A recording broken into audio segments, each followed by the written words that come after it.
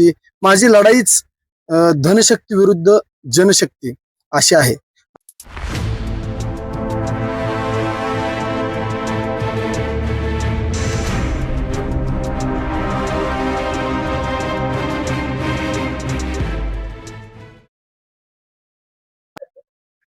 इतिहासामध्ये सर्व श्रुत आहे. क्रांती घडवायची असेल तर बंड करावंच लागतं आणि बंड केल्याशिवाय कोणतीही गोष्ट साध्य होत नाही. मग ते स्वातंत्र्य मिळवणं असो किंवा निवडणुकीमध्ये आपल्या गावाचा, आपल्या विभागाचा विकास करायचा असो. बंड केल्यानंतरच दखल घेतली जाते, विचार केला जातो. खास करून निवडणुकांमध्ये बंडखोरी ही दिसून येते. परंतु ती बंडखोरी का होते, कशासाठी होते? वारंवार तोच उमेदवार जर पुढे येत असेल, तेच घराणं किंवा घराणेशाही जर चालत असेल, तर त्याला कुठंतरी थांबवण्यासाठी या गोष्टी करणं गरजेचं आहे. निंबोडी गणामध्ये अशीच एक बंडखोरी झालेली आहे. त्या बंडखोरीचा मोठा परिणाम या गणामध्ये दिसून येणार आहे.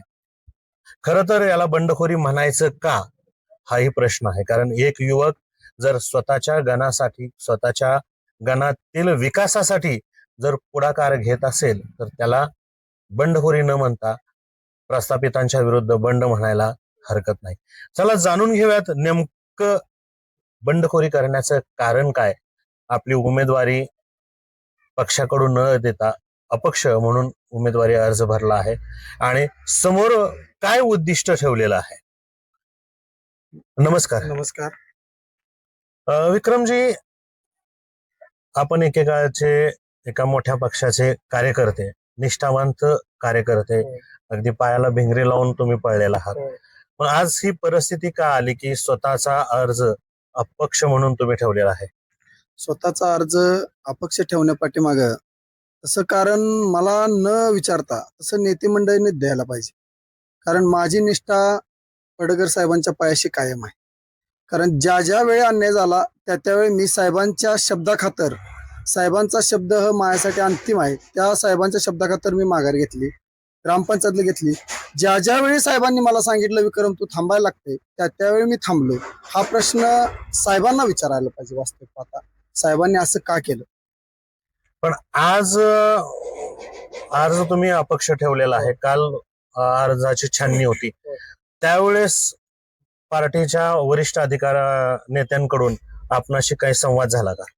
पार्टीच्या वरिष्ठ नेत्यांशी म्हणण्यापेक्षा मी बाकी कुणाशी काही चर्चाच नाही. पडळकर साहेबांनी असं सांगितलं होतं की दोघांपैकी म्हणजे जयवंत सरगर आणि तुम्ही म्हणजे मी दोघांपैकी दोघांना एबी फॉर्म जोडा, असं मला ज्यावेळी सकाळी आम्ही बैठकीला बसलो होतो, जयवंत सरगर, मी, आमचे चेअरमन बाजीराव पिंजारे, ब्रह्माशेठ होते, त्यावेळी असं आम्हाला सांगण्यात आलं की बाबा तुम्ही दोघांपैकी मी दोघांना जोडा एबी फॉर्म. तिसऱ्या उमेदवाराचा विषय मला माहिती नव्हता. पण तिथं गेल्यानंतर असं काय घडलं की माझ्या फॉर्मला एबी फॉर्म जोडला गेला नाही, हे तसं मला सांगता येणार नाही. साहेबच सांगतील त्या विषयावर. आज अपक्ष उमेदवारी भरत असताना किंवा अपक्ष उमेदवार म्हणून तुम्ही उभा राहिलाय, मग आज हे फायनल करायचंय का? कारण अजून 27 तारखेपर्यंत अर्ज माघार घेण्याची मुदत आहे. या दरम्यान काही घडामोडी घडणं शक्य आहे का? नाही, नक्कीच नाही. माझा अर्ज हा अंतिम राहणार आहे, 100% राहणार आहे. त्यात एक गोष्ट अशी आहे, जर पार्टीनं जर बाबा बापूसाहेब गटाला जर तिकीट सुटलं, अजूनही त्या दोघांचा एबी फॉर्म झालेला आहे. माननीय बीटी डॉक्टर बाळकृष्ण पिंजारे त्यांना आणि जयवंत सरगरांना, जर अण्णा गटाला, बापूसाहेब गटाला जर सुटलं तर त्या ठिकाणी माझी नक्कीच माघार असेल.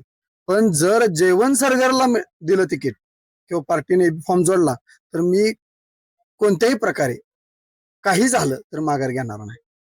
परंतु तुमच्या उमेदवारीमुळं असं वाटत नाही का की पक्षाच्याच एका उमेदवाराला त्याचा मोठा तोटा सहन करावा लागणार आहे, किंवा कदाचित तुमच्या संघटनामुळं किंवा संघटनात्मक कार्यामुळं तुम्ही निवडूनही येऊ शकताय, अशी परिस्थिती आहे का? नक्कीच मी 100% पंचायत समितीच्या दालनाचा दरवाजा तोडून आतमध्ये जाऊ शकतोय. एवढी धमक आणि एवढी ताकद माझ्यामध्ये आहे. बऱ्याच गावातून प्रतिक्रिया आहेत, पंच तुम्ही अर्ज काढायचा नाही, काही झालं तर आम्ही तुमच्या बरोबर आहे, अशी प्रतिक्रिया तुम्ही बऱ्याच गावातून जाऊन या. त्यामुळे तुम्हाला लक्षात येईल की बाबा काय परिस्थिती आहे. जयवंत सरगर हा सभापती झालाय, उपसभापती झालाय, पार्टीनं त्या माणसाला तालुका अध्यक्ष दिले, परत सगळ्या गोष्टी पार्टीने दिलेत. त्या माणसाला कामं पडळकर साहेबांच्या माध्यमातून बऱ्यापैकी दिलेत. त्या पार्टीनं त्या माणसाला एवढं काय दिले की तालुक्यात जयवंत सरगर एवढं कोणत्याही माणसाला पोत्यावरनं उठवून त्या माणसाला सभापती केले पार्टीनं. त्यामुळे त्या माणसानं आता अपेक्षा करणं अजिबात उचित नाही. त्यांना मी सांगत होतो, तुम्ही सभापती झालाय, उपसभापती झालाय, तुम्ही कार्यकर्ता मोठा करा. त्या माणसाची मानसिकता अशी नाही की बा आपल्या बरोबरचा सहकारी आपला एखादा कार्यकर्ता मोठा व्हावा, अशी मानसिकता नसल्या कारणानं तो त्याचा त्या जयवंत सरगर ह्या नावाचा विषयच राहत नाही. मी 100% निवडून येणार आहे. तुम्हाला काय वाटतं, तुम्ही विक्रमजींचे मित्र, पाठीराखे म्हणण्यापेक्षा खांद्याला लावून तुम्ही या निवडणुकीमध्ये त्यांच्या सोबत आहात, हा झालेला अन्याय योग्य आहे की अयोग्य आहे? हा अन्याय अयोग्यच आहे आणि विक्रमदादा 100% निवडून येणार आहेत. आता कालच्यापासनं भरपूर कॉल येतात मला. पूर्ण पंचायत समिती गणातनं 200-300 मला कॉल आलेत. त्यामुळं त्यांनी सांगितलंय अर्ज ठेवायचा अपक्ष. 100% विक्रमदादा निवडून येतात, कारण त्यांचं कामच तसं आहे. आता आधी ग्रामपंचायत सदस्य होते आणि 2 नंबर वार्डात भरपूर त्यांनी विकास केलाय गोपीचंद पडळकर साहेबांच्या माध्यमातून. आणि आमचा विरोध हा गोपीचंद पडळकर साहेबांना नाहीच. आमची छाती जरी फाडली तर आता गोपीचंद पडळकर साहेब दिसतील आणि त्या माणसासाठी आम्ही जीव द्यायला तयार आहे. त्या माणसाची आमची काय अडचण नाही, पण आमच्या विक्रमदादावर अन्याय झालाय का तर झालाय. त्यामुळं आम्ही अपक्ष लढणार आहे हे 100%. कार्यकर्ते म्हणून तुमची विक्रमदादांना साथ कशी असेल? आमची कायम साथ असेल त्यांना. अजून कोण बोलतोय? बोल. आज एका प्रस्थापित नेत्यांविरुद्ध तुमच्या विक्रमदादांनी बंडखोरी केलेली आहे. तेवढी ताकद त्यांच्या पाठीमागे उभा करणं गरजेचं आहे. युवा संघटन चांगलं आहे. विक्रमदादांच्या प्रचारासाठी तुम्ही काय रणनीती वापरणार आहात? विक्रमदादाच्या निंबोडे गटातून विक्रमदादाने अपक्ष उमेदवारी केलेली आहे. विक्रमदादाच्या मागे सर्व युवा पिढी, ज्येष्ठ नागरिक वगैरे सगळे निंबोडे गणातले सर्व मतदारसंघ विक्रमदादाच्या पाठीमागे खंबीरपणे उभा आहेत. आणि आम्हाला असं वाटतं की विक्रमदादा 100% निवडून येतील. अपक्ष उमेदवारी असले तरी विक्रमदादा निवडून येतील. विक्रमदादा, काय सांगचाल की निंबवडे ग्रामपंचायतीचे सदस्य असताना तुम्ही गावाच्या विकासासाठी झटला आहात, आज निंबवडे गणातून उभा आहात, निंबवडे गणाचा चेहरा मोहरा बदलायचं स्वप्न समोर ठेवलेलं आहे, मग या गणातील मतदारांना तुम्ही काय आवाहन करसाल? मी साहेबांबरोबर असताना, मी 2006 पासून साहेबांबरोबर आहे. ज्या वेळेस साहेब 2 व्हीलर गाडीवरती होते तेव्हापासून आहे. साहेबांच्या प्रत्येक लढ्यामध्ये, त्यात राजेवाडीचा कॅनल फोडायचा असो, आटपाडीतला लढा असेल, चाबूक मोर्चा असेल, प्रत्येक ह्याच्यामध्ये, परत अशा 8-9 केसेस माझ्यावरती आहेत साहेबांच्या बरोबर असताना. ह्या प्रत्येक लढ्यामध्ये मी अन्यायाविरुद्ध जिथं जिथं अन्याय होईल तिथं आणि मी निष्कलंक आहे. माझ्याकडे कोणत्याही प्रकारचा, मी अतिशय शेतकरी घरातला कुटुंबातला मुलगा आहे. माझ्याकडे काय पैसा पाणी गडगंज संपत्ती, माझी लढाईच धनशक्ती विरुद्ध जनशक्ती अशी आहे.